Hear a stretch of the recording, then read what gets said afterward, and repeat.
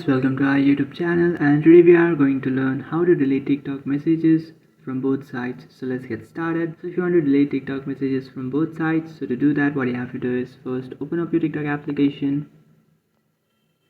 After opening up your TikTok application, now what you can do is just simply tap on inbox, and after tapping on inbox, from here you can just simply send a message to a person. So what you can do is just simply go ahead and then send a message. And after sending the message, now if you want to delete it, then what you can do is just simply tap and hold on that message and then tap on delete.